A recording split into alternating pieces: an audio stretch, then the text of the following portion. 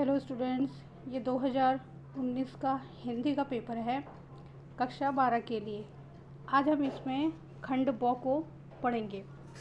खंड ब में प्रश्न नंबर 12 से शुरुआत है। जैसे इसमें लिखा है, निम्नलिखित गद्यांश पठित्वा केवल 3 प्रश्नान पूर्ण वाक्येन उत्तरत। निम्नलिखित गद्यांश को पढ़कर केवल 3 प्रश्नों के उत्तर संस्कृत में पूर्ण वाक्य के रूप में आपको लिखने हैं। जैसे यहाँ पे गद्यांश दिया हुआ है, साइमन आयोगस्य राष्ट्रव्यापी विरोध समये पंडित जवाहरलाल नेहरू महोदयस्य प्राण रक्षायै आरक्षणकं दंडप्रहारं सा स्वस्थ उपरि असहत तस्म अकारणात् आजीवनं तस्य शिरे कंपति स्म।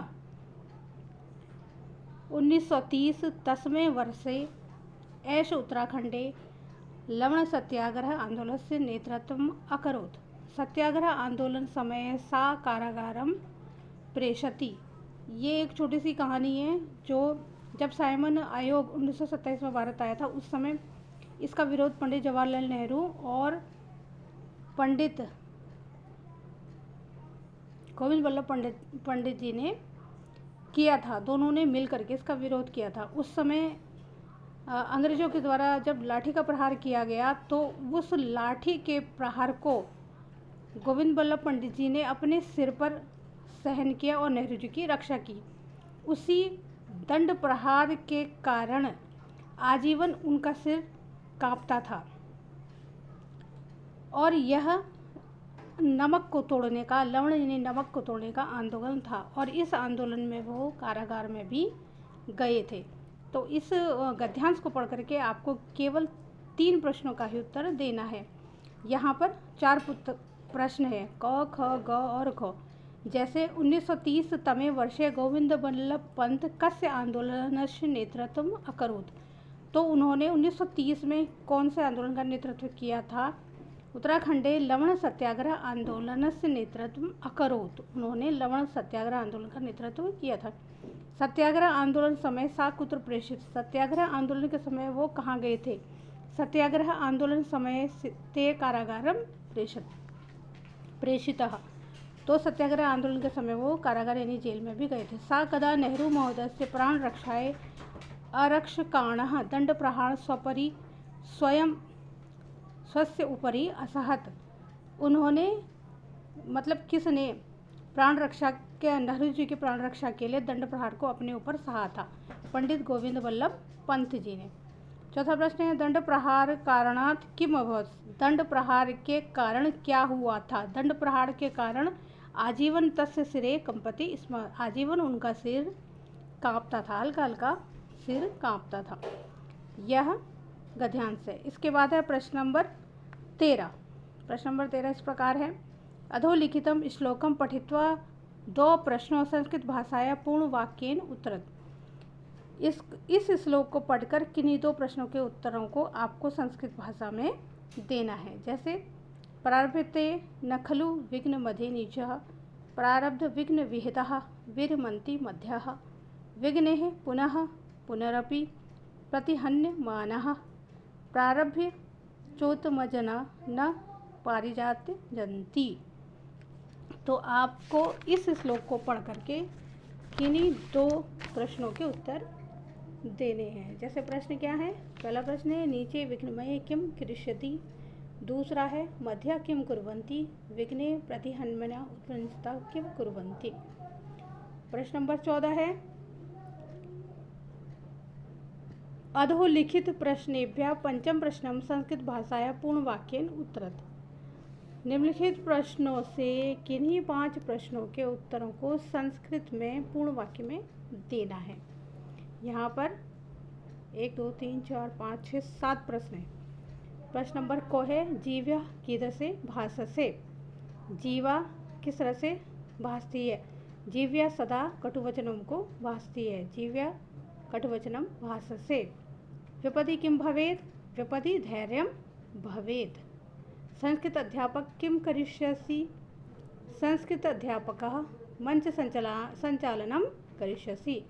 मंडूकेन कायो आयोजितः। मंडूककुलेन स्पर्धा प्रतियोगिता आयोजितः। कस्मात् करणीत् अग्रज उदरे वहन्तं तापम् अनुभूयवान्। मांससेवनम् अग्रजः उदरे महन्तं तापम् अनुभूतवान्। गांधारी कस्य माता आसीत्? गांधारी दुर्योधनस्य माता आसीत्। का वृक्ष वेष्टते? वल्ली वृक्षः वेष्टते। रसेषु केषां दर्शनं भवति? इन 7 प्रश्नों में से आपको केवल 5 प्रश्नों के ही उत्तर देने हैं। प्रश्न नंबर 15 है, निम्नलिखित शब्द सूची शब्दांश चित्वा चत्वारि वाक्यानि उत्तरपुस्तिकाय लिखित। निम्नलिखित शब्दों में से 4 शब्दों का संस्कृत में वाक्य प्रयोग कीजिए। शब्द सूची है अस्माकं पादपः, पठतु छात्राः, यदा तत्र विद्यालयस्य भूकंप, अग्रजः, मेधा। ये सारे जो शब्द दिए गए हैं इनमें से केवल 4 शब्दों को चुनकर ही आपको उनका वाक्य प्रयोग करना है। प्रश्न नंबर 16, समास विग्रह कृत्वा समासस्य नामोल्लेख च कुरुत। समास विग्रह कर समास का नाम भी लिखना है। युद्ध निपुणः नीलोत्पन्नम। युद्ध धन निपुणः, युद्ध में निपुण, जो युद्ध में निपुण है अर्थात तत्पुरुष समास। नीलोत्पन्नम, नीलो धन उत्पन्नम, यानी कि यहाँ पर कर्मधारय समास होगा अथवा बहुव्रीहि समास होगा। ख में देखिए विभक्ति निर्देशनम कुरुतः। आपको इसमें विभक्ति बतानी है। पादेन अथवा वृक्षात, इन दोनों में से किसी एक का ही बताना है। इसमें भी युद्ध निपुण और नीलोत्पन्न, इन दोनों में से किसी एक का समास विग्रह करना है और यहाँ पर इन दोनों में से किसी एक की विभक्ति बतानी है। गौ है राम अथवा बालिका शब्दस्य तृतीया विभक्ति एक वचन रूपम लिखित। राम के अथवा बालिका शब्द के तृतीय विभक्ति के एक वचन के रूपों को आपको इसमें लिखना है। अगला प्रश्न देखिए, प्रश्न गौ है लकारम पुरुषः च लिखित। लकारा और पुरुष, लकार और पुरुष को आपको लिखना है। गच्छति अथवा अपठत, या गच्छति क्या या फिर अपठत, इन दोनों में से किसी एक का ही लकार आपको लिखना है।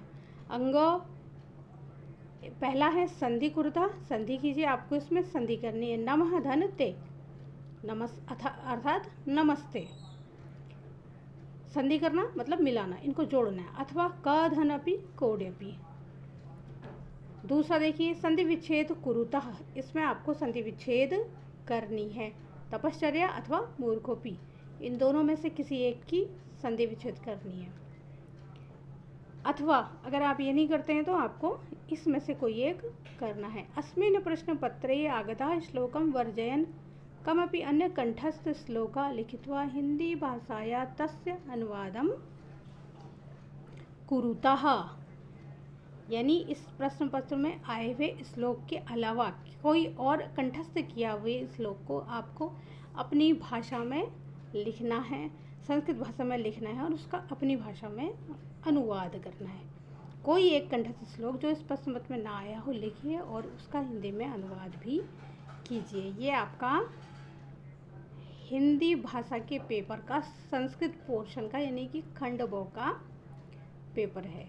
इसे अच्छी तरह से देख लीजिए और समझ करके इस पेपर को अपने वार्षिक परीक्षाओं में करके आइए। All the best. Thank you for watching.